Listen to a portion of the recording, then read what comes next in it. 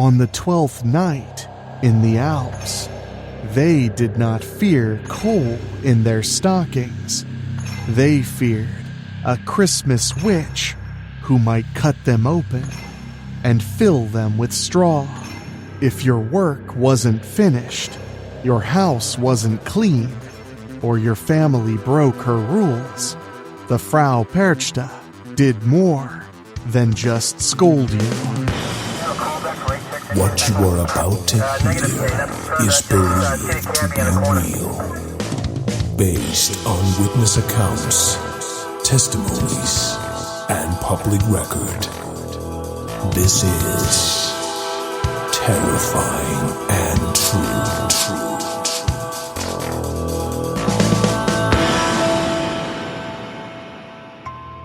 This episode is sponsored by Cozy Earth, featuring some of the most comfy and soft bedding and loungewear. Perfect for snuggling up and learning about a certain Christmas witch. If you head to CozyEarth.com right now and use promo code SPOOKY, you can save 41% on your first order. And not only that, the purchase supports WeeklySpooky directly. So, head to CozyEarth.com, get yourself or a loved one something warm and snuggly, and use promo code SPOOKY to save 41% and support the show. Thank you, Spookies, for checking out Cozy Earth, and thank you to Cozy Earth for the support. And now, we have more to unwrap. In the depths of winter, high in the Alpine mountains, Christmas was never just twinkling lights and gentle carols. For generations of villagers, the 12 nights after Christmas were a time of fear. Nights when a mysterious witch was said to walk the snow.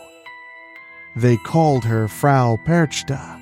According to legend, she would appear as a radiant lady in white, slipping a silver coin in the shoe of a hard-working servant, or as a ragged crone with a hooked nose, a single strange foot, and a hidden knife. If your work was unfinished, your home untidy, or your family too greedy at the holiday table, Perchta would not leave coal.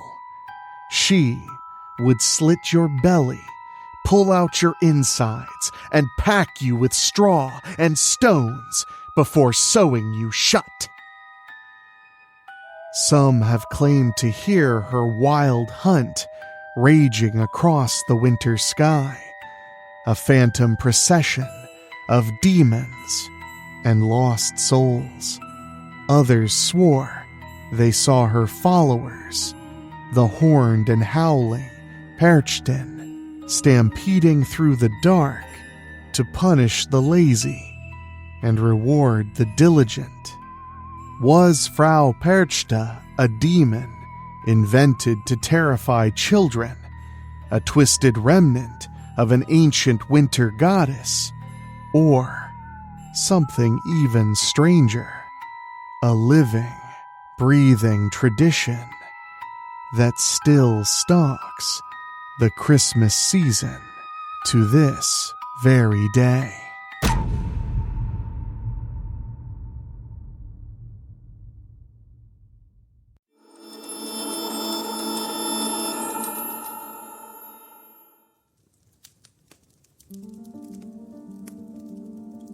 The hour is late on a bitter 12th night in the high Alps. A young girl hunches over her spinning wheel by the dying firelight, fingers raw and heart pounding. She dares not leave even a single strand of flax unspun. Midnight is approaching, and she knows the rules. The cottage around her is spotless, every stray bit of dust swept away. In the hearth's glow, a humble supper of fish and porridge simmers, the only meal allowed on this night of Epiphany. She will eat sparingly, then set a heaping bowl of porridge on the doorstep before she bolts the door. It's an offering, a placation to something hungry, roaming in the dark. Outside, the wind howls over the snow-bound village. As the girl finally crawls into bed, she prays that she's done everything right. For even if one chore was neglected, if she broke even one tradition, Frau Perchta might come calling. And the belly slitter does not forgive. These are the rules to avoid Frau Perchta's wrath. Number 1, finish all your spinning by the 12th night. Any flax or wool left unspun by January 6th is a dangerous affront. Number 2, eat only the traditional simple meal on Epiphany night and nothing else. In many regions, this meant fish and a stodgy porridge or gruel. Rich or fancy food on Perchta's feast day is strictly forbidden. Number 3, leave a portion of that meal as an offering for Perchta. A bowl of porridge, sometimes enriched with herring or dumplings, must be set out for her and her followers. Number 4, keep the house clean and orderly. Perchta will inspect the spinning room and hearth. Woe to the household that she finds to be in disarray. And the final rule, tell no lies. Some tales say Perchta can tell if anyone has been dishonest or lazy during the year, and she loathes liars.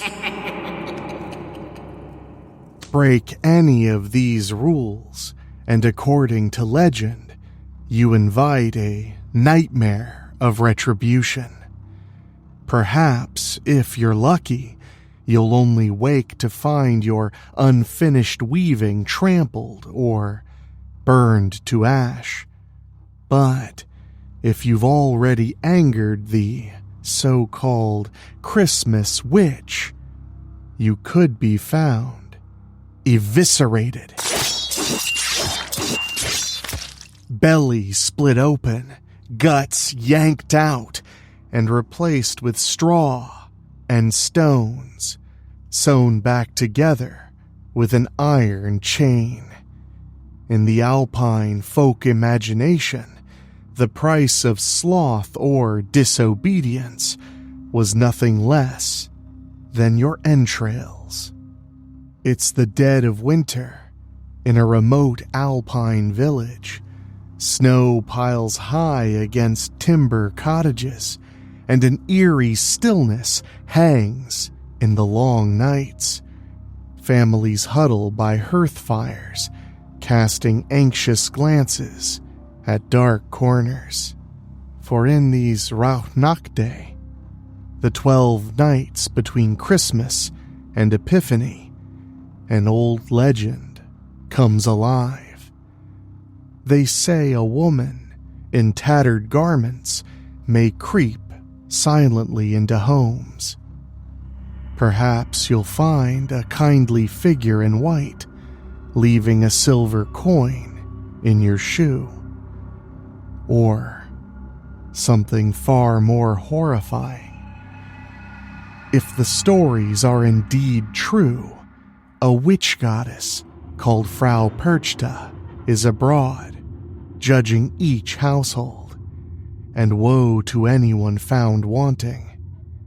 Lazy or disobedient, greedy or unkempt, Frau Perchta's punishments are the stuff of nightmares. On this chilly December evening, we delve into the folklore of the Frau and her demon entourage, the Perchten. But let's not get ahead of ourselves just yet. That's a gift we'll unwrap in just a little bit. Frau Perchta's story reaches back into the mists of Alpine and Germanic tradition. In fact, the name Perchta, also called Percht, Perchta, or Bertha, likely derives from an old word for bright or shining, hinting at her ancient role as a goddess of light. Her name is even linked to Berchtentag, the Feast of Epiphany on January 6th, a date that will become central to her legend. According to folklorists, Perchta may have begun as a benevolent alpine goddess akin to Frau Holle in the north. Jakob Grimm, the famous 19th century collector of fairy tales and myths, described Perchta, whom he called Frau Perchta, Holle's or Holda's southern cousin, a white-robed spirit who oversaw spinning and weaving and domestic order during the 12 days of Christmas. It's worth noting that originally, the 12 days of Christmas actually began on December 25th, as opposed to the more modern interpretation of the 12 days leading up to the holiday. In her original form, she was a nurturer, a guardian of animals and children, and even a psychopomp guiding the souls of those who died young. As Perchta, the Bright One, she protected forests and wildlife and cared for the souls of unbaptized infants, sometimes called the Heimchen, in the afterlife. In many ways, she stood at the threshold of worlds, between life and death, between the old year and the new, between winter's darkness and the return of light. Yet if Perchta began as a benevolent winter mother, history did not permit her to remain so.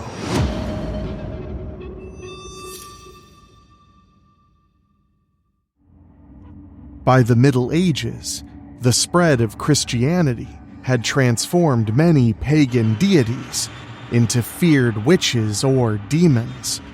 The Catholic Church, uncomfortable with the persistent worship of a powerful female pagan figure, waged a campaign to reshape or erase Perchta's image.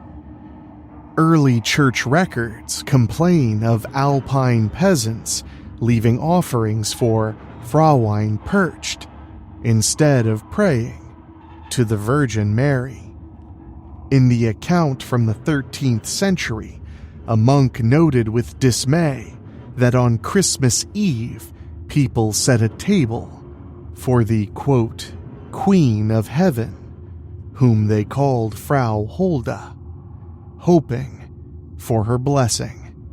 Such customs earned stern condemnation from the pulpit. The church labeled Perchta a demon and warned that those who honored her were consorting with the devil. Medieval clerics railed against sinners who left food for Perchta on her night. In a series of fiery sermons, Martin Luther himself attacked this once goddess. He mocked Frau Holde as an infernal impostor defying God. Quote, Here, Frau Holde steps forward with her big snout, defies her God, and calls him a liar, Luther sneered in one tirade. The strategy was effective. By demonizing Perchta, the church turned a benevolent lady of winter into a menacing hag, and perhaps inadvertently perpetuated her legend in the process. The once bright Epiphany goddess was recast as a dark specter. By the 16 and 1700s, she was widely known by a fearsome new nickname, the Belly Slitter, a terrifying crone who dealt death to the disobedient. Despite the church's vilification, folklore remembers that Frau Perchta wears two faces. In some tales, she still appears as a radiant white lady, dressed in pure white and gliding through snowy forests on the 12th night. This benevolent aspect, sometimes called Bertha, is gentle and generous, bestowing blessings on those who honor her. True to her name, she can be as bright and beautiful as freshly fallen snow. A hard-working servant might awaken to find a silver coin that Perchta left in a shoe or bucket as his or her reward. In these stories, Perchta remains the Lady of Epiphany, bringing luck and prosperity for the new year to the virtuous. But Perchta's other face is hideous and cruel. Many describe her as an old crone, wrinkled and wild-haired, with a long hooked nose and ragged clothing. In some regions, they say she has one large foot, sometimes called a goosefoot or swanfoot, that reveals her supernatural nature. Jakob Grimm interpreted this odd foot as a relic of her divine nature, a shape-shifting swan maiden who cannot fully shed her animal form. Others more practically noted it might come from operating an old spinning wheel's treadle all night long, giving her a splayed spinning foot, as it was called. Whatever her form, when Perchta walks the winter roads as a hag, she strikes fear into mortal hearts. In Austrian folk tales, she lurks at the crossroads as a bent little witch with gleaming eyes. If a lonely traveler passes by, she might greet him with a friendly smile and offer a small piece of black cloth. Beware, accepting this strange gift is a fatal mistake. One old account warns, quote, "When one approaches, she holds out to him a black cloth. If he takes it, he is done for, and will certainly not survive the year." The only escape, they say, is to recognize the crone as Dame Perchta and recite a protective prayer, show her a blessed cross, and command, "Dame Percht, throw the cloth on the earth," and the black cloth will fall from her hand, its curse dispelled. Only then will every joy and blessing come to your house instead, turning Perchta's curse into a boon. Such is the dual nature of Frau Perchta, wondrous power over fate, yet utterly merciless to those who cross her. Folk tales reflected a mix of awe and dread. Villagers longed for her favor and feared her wrath in equal measure.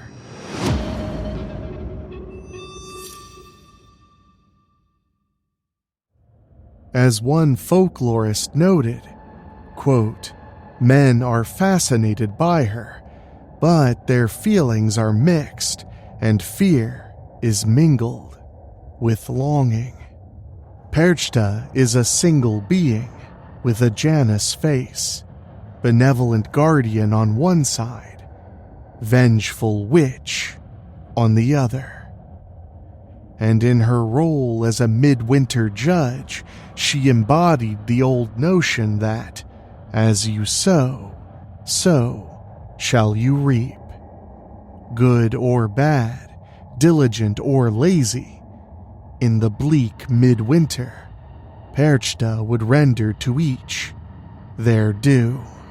More than anything, Frau Perchta's legend centers on domestic diligence. She is obsessively concerned with the state of the home, especially the spinning room. In German, one of her nicknames was Spinnstubenfrau, the spinning room lady.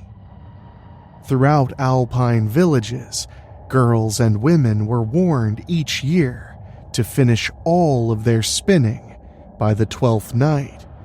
When Christmas is over, the holiday lull ends, it's time to put thread to loom and begin weaving for the new year. This may seem quaint or odd, but in this time period, if your home was not clean and well kept, it could lead to certain death, especially for children and the elderly. And getting your weaving done could mean the difference between surviving a cold winter and freezing to death. Frau Perchta expects every spool of flax or wool to be spun and every room to be tidied, with no unfinished skeins lying about. If you were lazy or negligent, she would know. Woe betide the girl who failed to meet her quota. Imagine the horror of waking to find your year's work, the precious flax you left half done, smoldering to ash on the distaff. It was a dire warning. Do your work on time, or Perchta's anger will find you. But destroyed yarn and ruined workrooms were actually the milder penalties in Perchta's arsenal. Her legend is most infamous for a far more grisly punishment, one that earned her that infamous nickname, the belly slitter.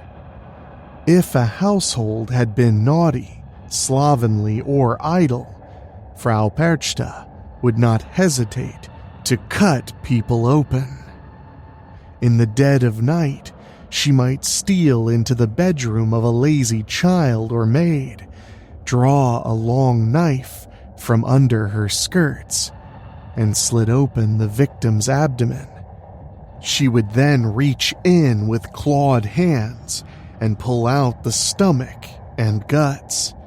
In the gaping cavity, Perchta would stuff straw, pebbles, and garbage before sewing the person back up, like a grotesque rag doll.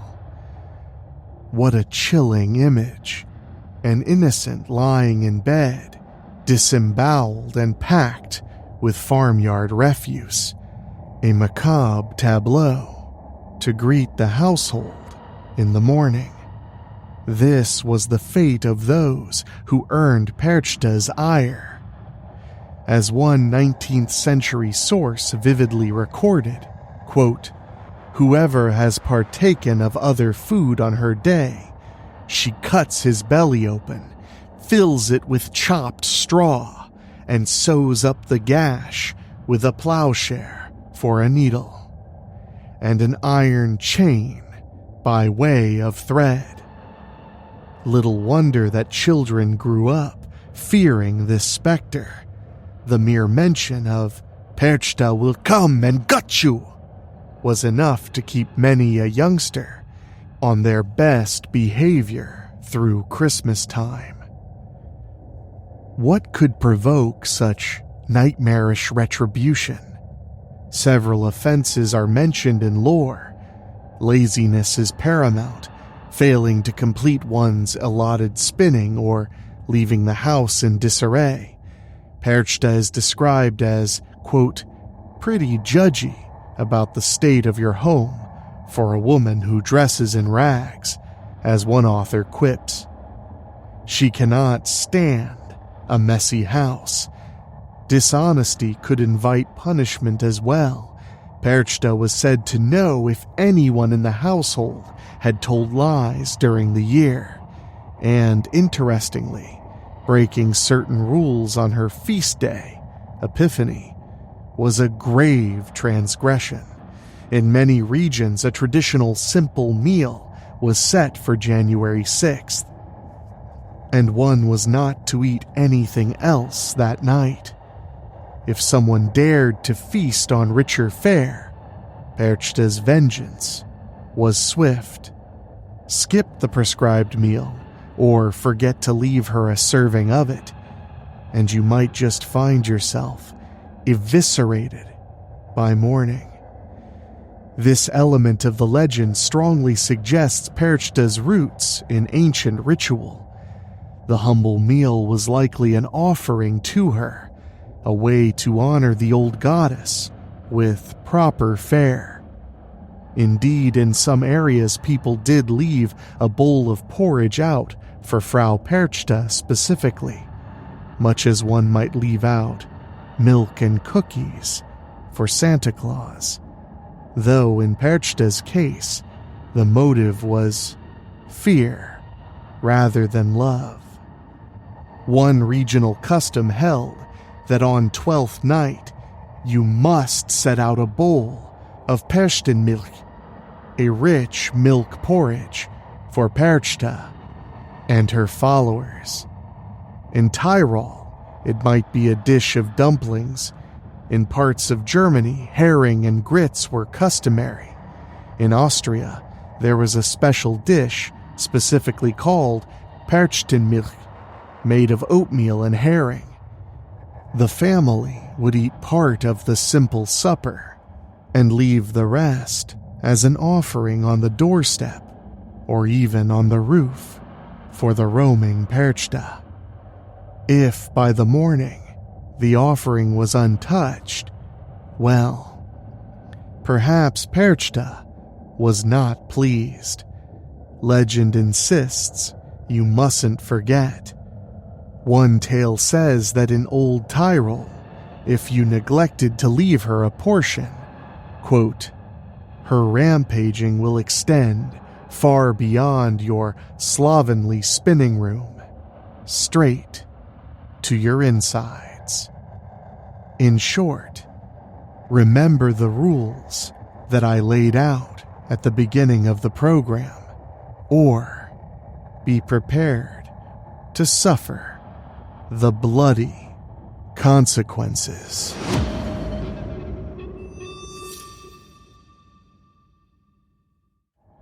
These morbid inspections were said to occur during Zwölften, the 12 nights after Christmas.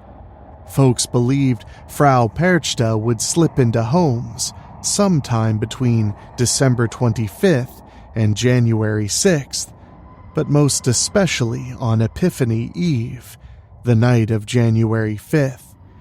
As the holiday season ended, Perchta made her rounds.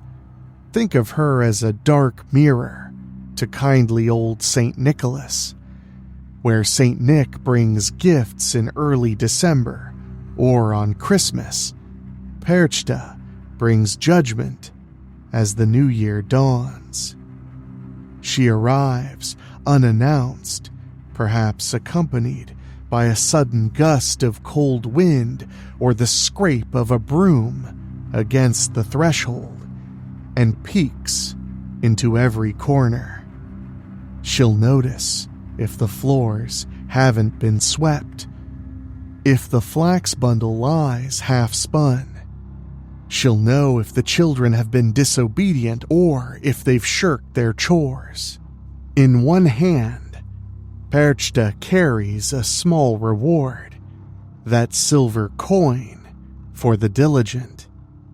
In the other, she conceals her deadly knife. It's the ultimate carrot and stick approach.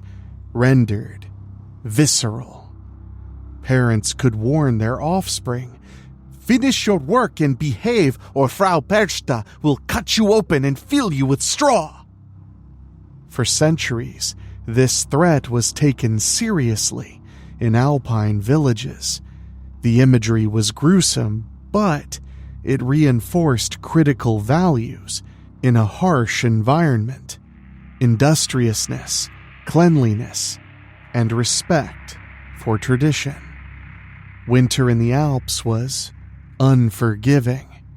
A family's survival often depended on everyone doing their part, spinning thread for clothes, preserving enough food, keeping the home secure.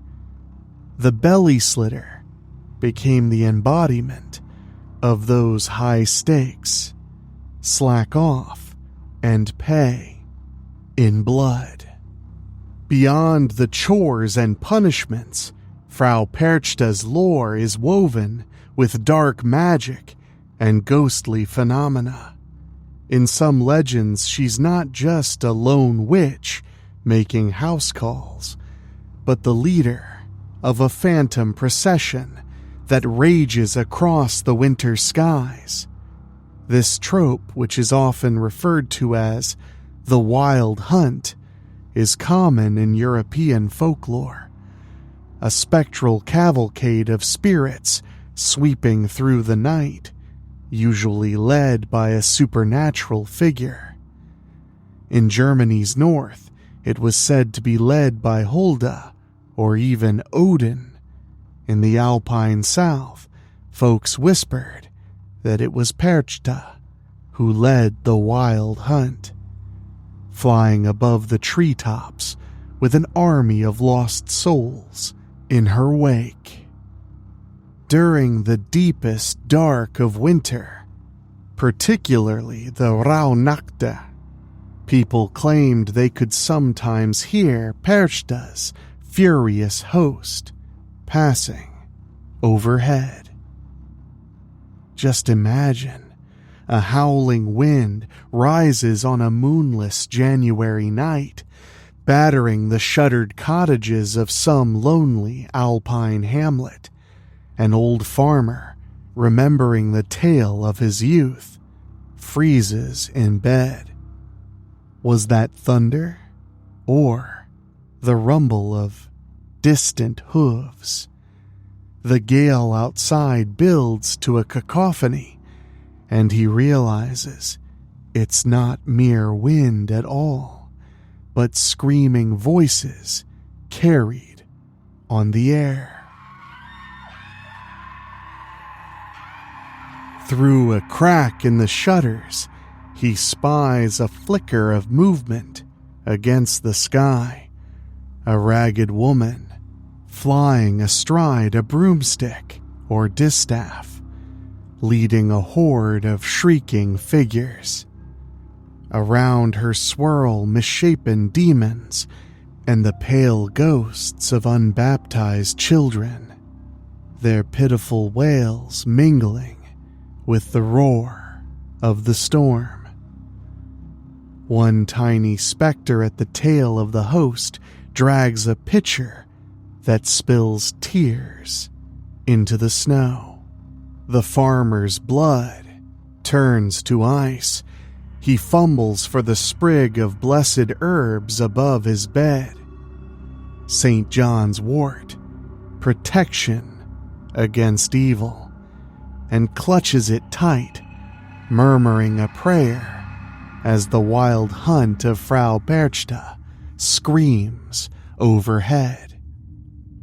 In the morning, when the neighbors speak of the terrible winds, he alone will know what truly passed through that night.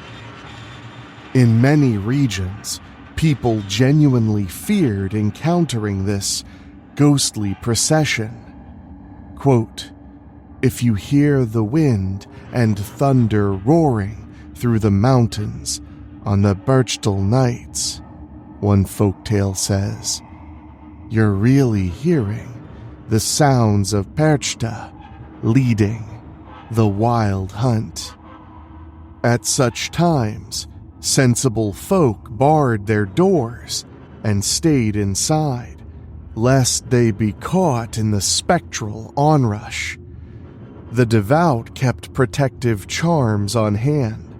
For instance, if Dame Perchta were to appear in your barn or stable, hanging consecrated herbs like the aforementioned St. John's wort was said to ward her off. Otherwise, your livestock may fall ill or drop dead in her wake. Some families even left a small portion of their holiday supper on the doorstep as a little buffet for Perchta, hoping to appease the much-dreaded lady and divert her wrath.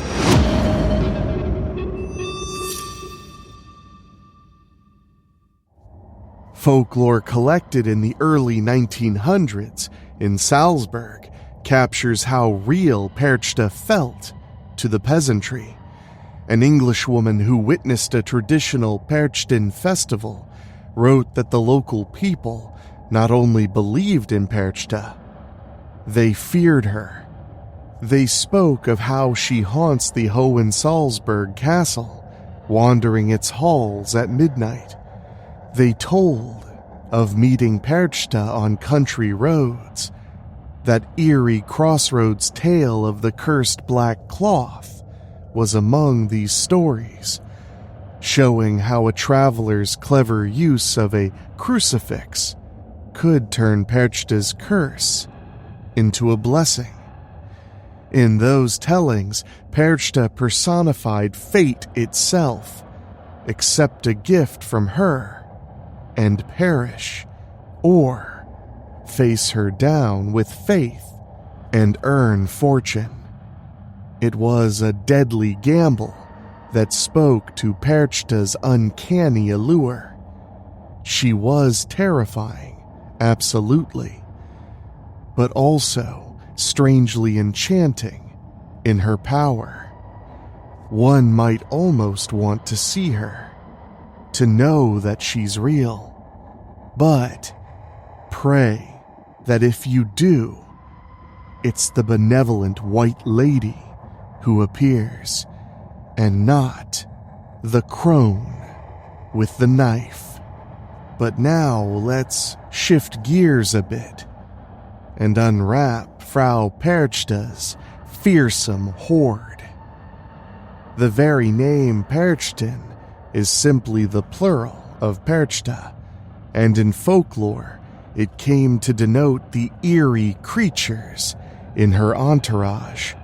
Over time, the Perchten took on a life of their own in local tradition. These beings were described as something between spirits and mortal folks, inhabiting the wild places and only emerging around Yuletide and Epiphany. Like Perchta herself, they split into good and evil kinds. The Schön Perchten, or beautiful Perchten, were bright, benevolent creatures, envisioned as radiant, almost angelic figures, or friendly forest sprites, who bring luck and wealth. The Schlecht Perchten, or ugly Perchten, by contrast, were vicious, demonic beings with fanged masks, tusks, and horns. In many depictions, these ugly Perchten appeared as shaggy, goat-horned monsters, wielding whips or cowtails. In folk imagination, the Schlecht Perchten were genuinely frightening. Quote, "They are more felt and heard than seen," wrote one Salzburg local, recognized by their weird screams and laughter. It was said that on the darkest winter nights, these malevolent beings would swarm down from the mountains, invisible except for the sound of their eerie screeching and cackling as they passed through the villages. People claimed the ugly Perchten loved to lure travelers off their paths with disorienting noises, or to punish those guilty of misdeeds. Imagine walking home on a cold night and hearing unearthly laughter echoing in the woods behind you. Alpine villagers certainly did, and they knew it was the Perchten at mischief. On the other hand, the Schön Perchten were welcomed whenever they chose to appear. These lovely spirits were believed to bestow blessings, health, prosperity, and fertility for the coming spring.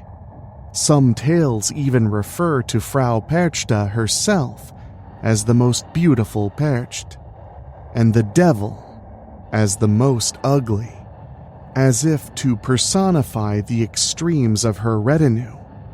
In essence, Perchta was the leader of both kinds of Perchten, a mistress of dualities.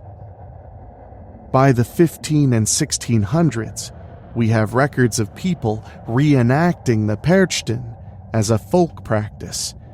It seems communities started channeling their fear of Perchta and her horde into performative rituals.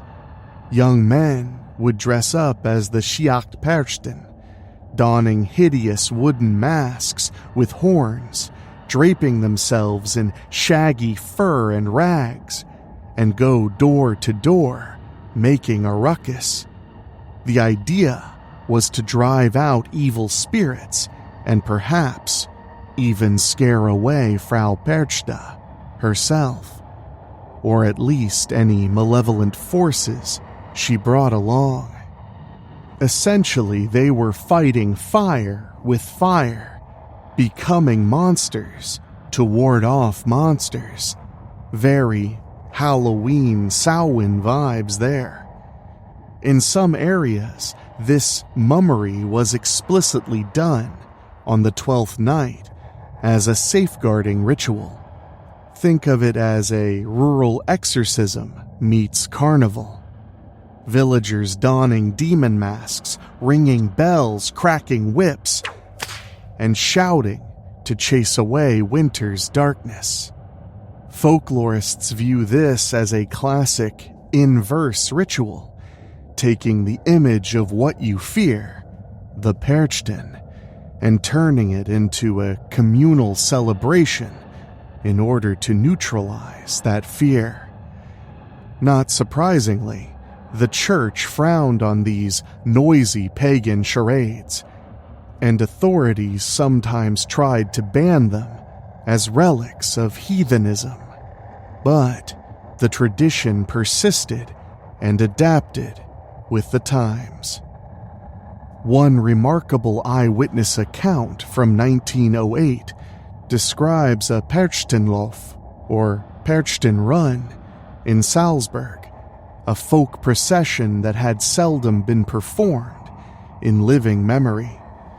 The festival began quietly until the distant jingle of bells and shuffling of feet announced the approach of strange visitors.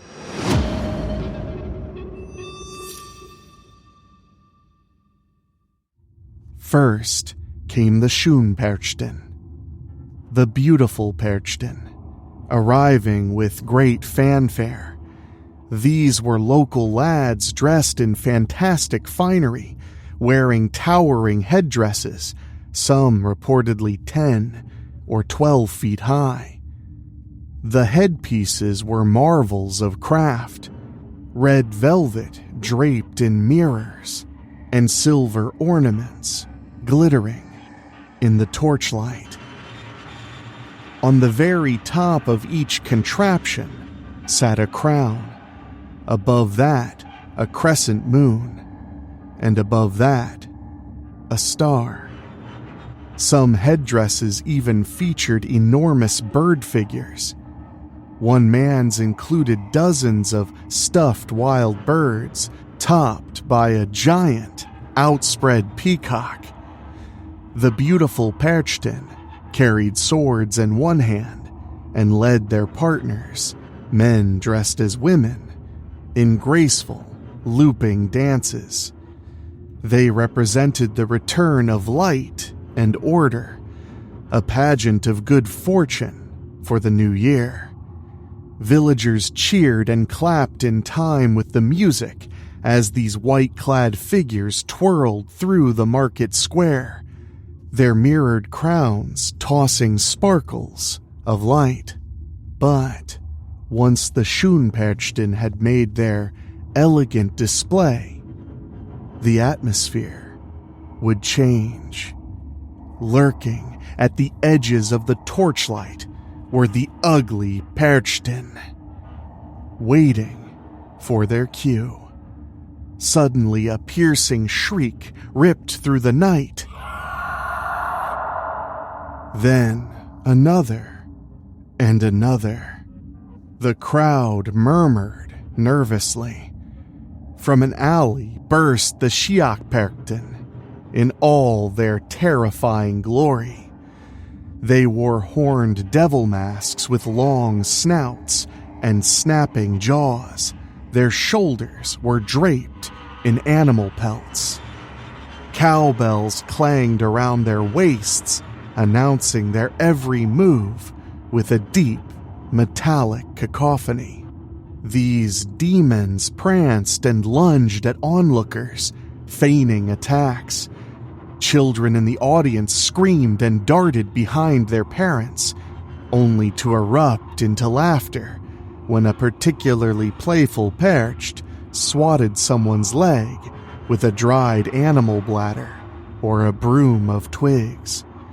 The village square became a scene of pandemonium. Firelight and shadows, angelic figures and horned beasts, laughter and startled cries, all mixing together.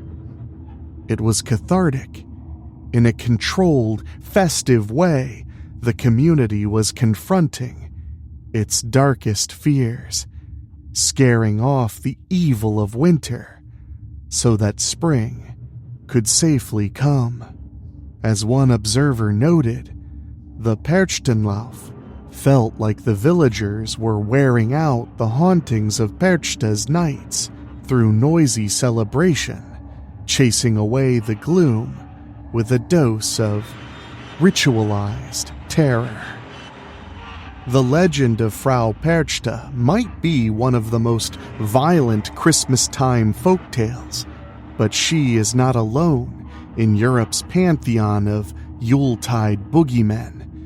The Alpine regions in particular teem with sinister companions to Santa Claus. The most famous today is Krampus, often dubbed the Christmas Devil. Like the Perchten, Krampus is depicted as a horned, hairy demon who carries chains and birch switches to thrash naughty children, or a basket to kidnap them away.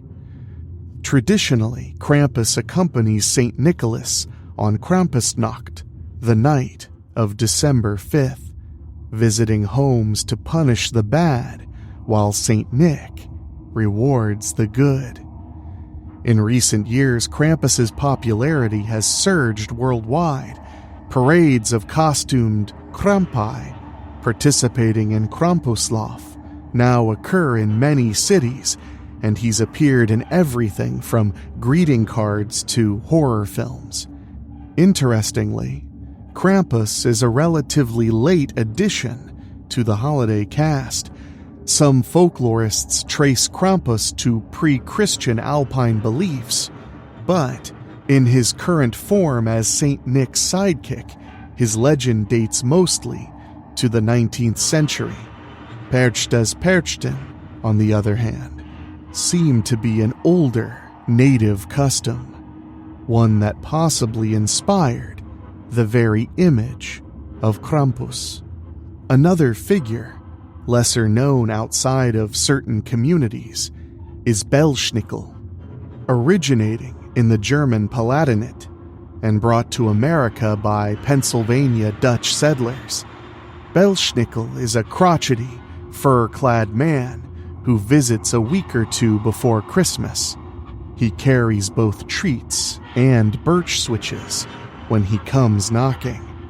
Belschnickel will barge through the door and quiz the children on their behavior.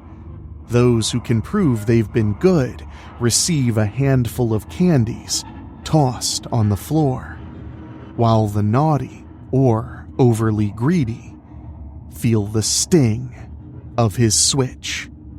Often it was just a neighbor in disguise putting on a raucous, semi-comical show, but the purpose was the same: to scare the children into behaving. In France, a similar character, Père Fouettard, or Father Whipper, has a very dark origin which we'll be covering next week on the show. He's a dark-clothed helper of St. Nicholas who hands out coal or floggings to bad children. Even Santa Claus himself had a darker edge in some older traditions. In parts of Central Europe, there were stories that Santa would stuff naughty kids into his sack and carry them away, a role later delegated to sinister companions like Krampus or Belschnickel. Compared to all of these, however, Frau Perchta stands out for sheer ruthlessness. While Krampus might swat and Belschnickel merely scold, Perchta promised a far more gruesome fate to those who broke her rules. She is more akin to an outright witch or ogress from a dark fairy tale than a mere holiday sidekick. In the gallery of scary Christmas figures, Perchta easily earns a crown as one of the most frightening. The others are largely punitive sidekicks invented to support the St. Nicholas legend. Frau Perchta, by contrast, due to her dual identities, is both judge and giver in her own right, rooted in pre-Christian nature worship, only later entwined with the Christmas season. This makes her a uniquely potent figure, a fusion of ancient deity and folk demon.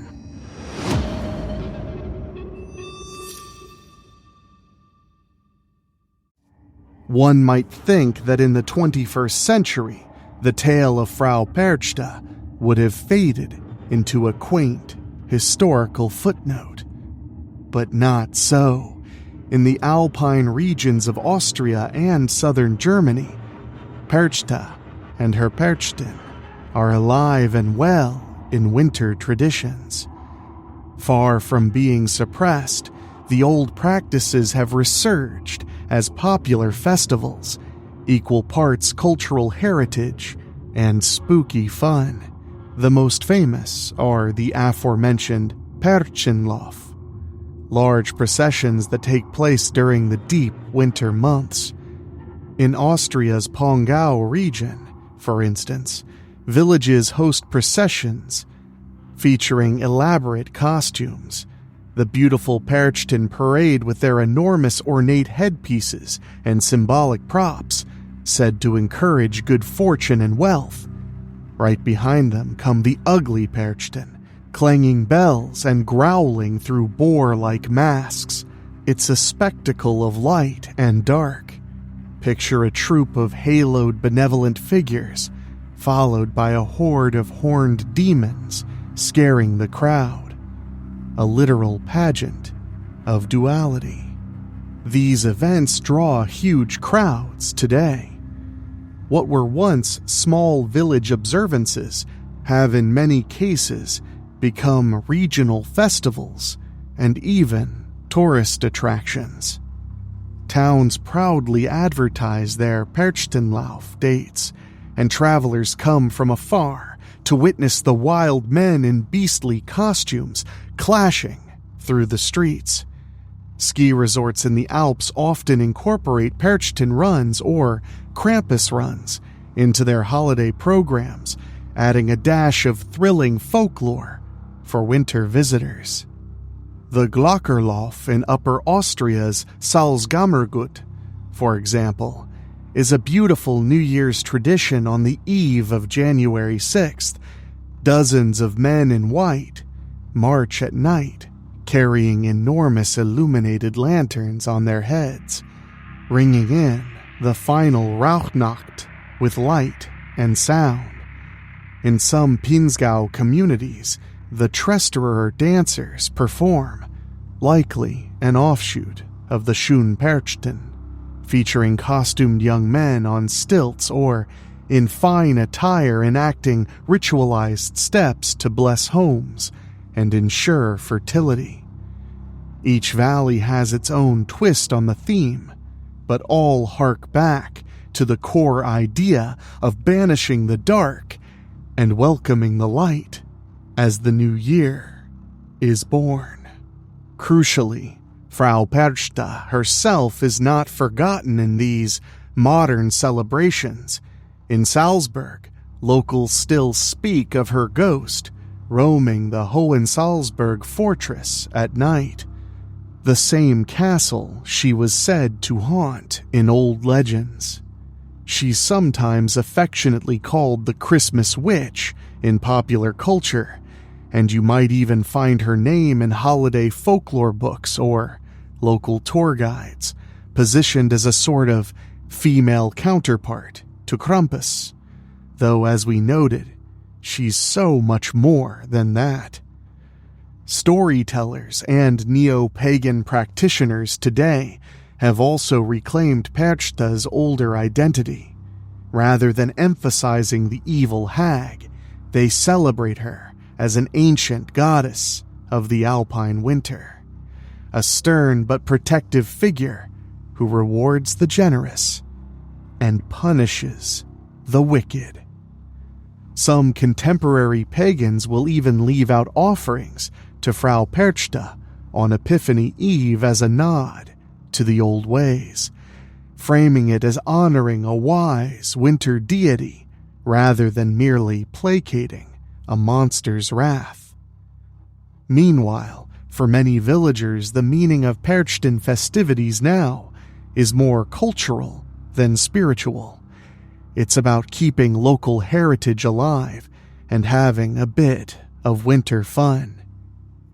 In a way, every Perchtenlauf parade, with its booming drums and costumed fiends, is an act of remembering that the spirit of Perchta remains, despite centuries of change.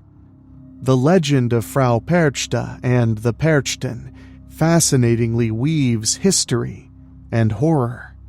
On one side, it preserves the echo of a pre-Christian past, a time when a bright lady of winter was revered as a giver of prosperity and protection. On the other, it embodies the deep-seated winter fears that generations of Alpine folk lived with. Long nights, hard toil, and the ever-looming threat of hunger or misfortune if one's work was left undone.